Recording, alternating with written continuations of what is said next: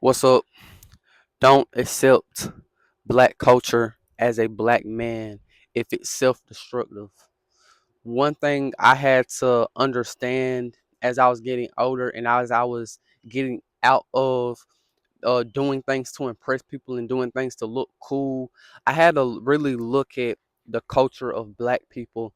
And obviously, black people have achieved and done a lot of excellent things, but I believe as black men and as a black man, I had to understand that there's so many things within our community that is self-destructive that if we aren't do it, we're gonna be not accepted by our community. So, and a lot of this is heavily influenced by music, and a lot of this is heavily influenced by just doing things and not thinking about it because your parents did it, and it's stuff that's being passed down that's self-destructive.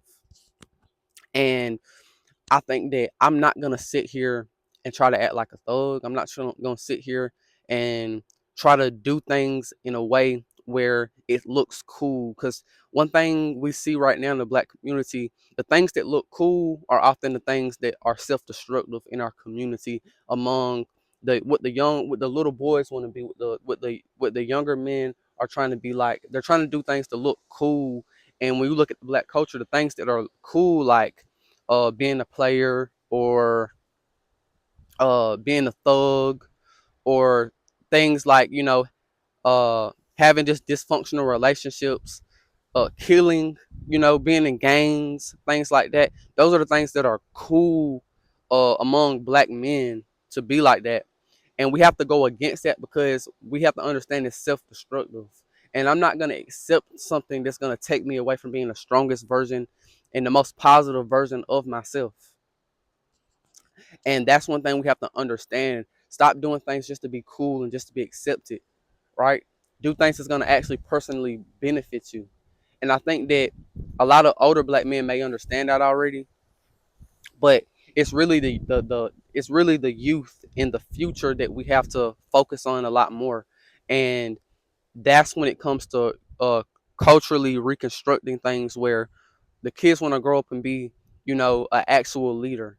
They want to be somebody that actually is doing something that's positive and productive in the community. A career path is actually positive and productive.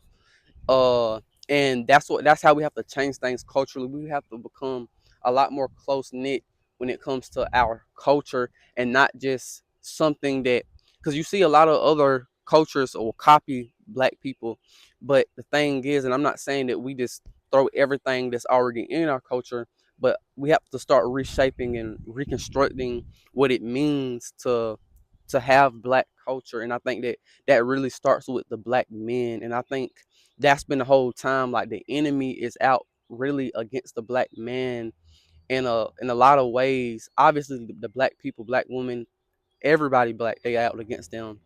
And I'm not trying to be in a victim mindset because uh the enemy isn't God. They can't stop anything. We can come back and we can do anything, right?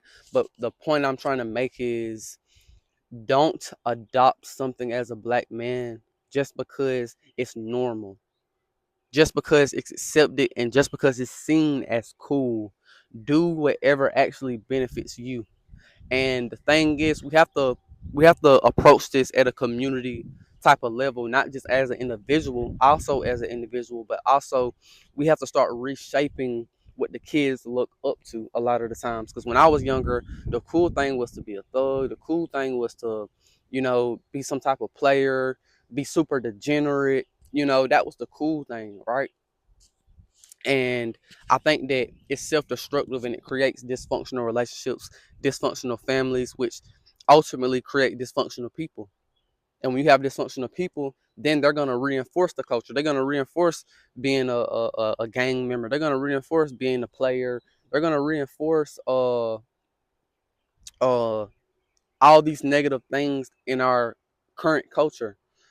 But it starts when you have black men who are actually trying to change and they're coming together, and we're talking about things. We're talking about these things. We're figuring out solutions, and we're implementing these things. We're implementing these things, and we're taking action upon really changing stuff and how we look at ourselves, but also black culture overall.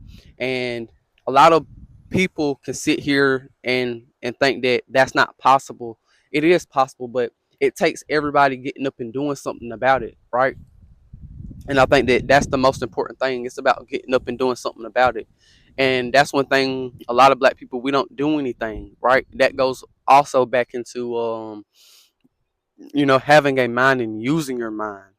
A lot of the stuff in our culture wasn't even placed by our culture, right? A lot of this stuff was placed there so that we can self-destruct, because the enemy really can't, the enemy don't have to do much when they planted something there, and now y'all just gonna do it to yourselves. Y'all gonna destroy yourselves. He don't have to. The enemy don't have to destroy you anymore, right? Y'all own culture will destroy y'all, and this is why we see a lot of black people don't rise up. And obviously, we will rise up, and you do still see a lot of successful black people, but we all know it can be way better, and we all know it's going to be way better. But it starts with coming together and knowing who we are, and the black men really being at their strongest of who they are, being the strongest version of themselves. And that's the real key. And that's what I find to be the most important thing, purely because the man is supposed to be the head of the household, right? But it's deeper than that. And you can actually see that in the black community, a lot of the times, the father figure just not in the household. And what does that go back to? That goes back to sexual energy. That goes back to controlling your sexual energy. That goes back to actually choosing a person that you're gonna actually be with and stay with, and creating a functional, good family where that child, that son or daughter, has a father figure in their life who's emotionally available and is willing to guide and raise them, to raise strong women, to raise strong men. And these are just the things that we have to understand. We have to start reshaping things to have a culture of prosperity, of abundance, of hard work, of like actual love for one another, having empathy for one another, right? And I think a lot of women, black women, already have that. They do have a lot of empathy a lot of the times, but uh a lot of the times a black man will get the cold end of nobody will be just sensitive to whatever they're going through a lot of the times. And I think that that's where we have to create a space where black men are actually coming together. We care about each other. We can be vulnerable and emotionally available around each other, but we can also be men that just are we can also be men who are just trying to grow together, become stronger, and focus on these key things as far as health, finances, relationships, just overall discipline, and overall getting better on every aspect. That's the true goal. That's pretty much all I got to say. Peace out.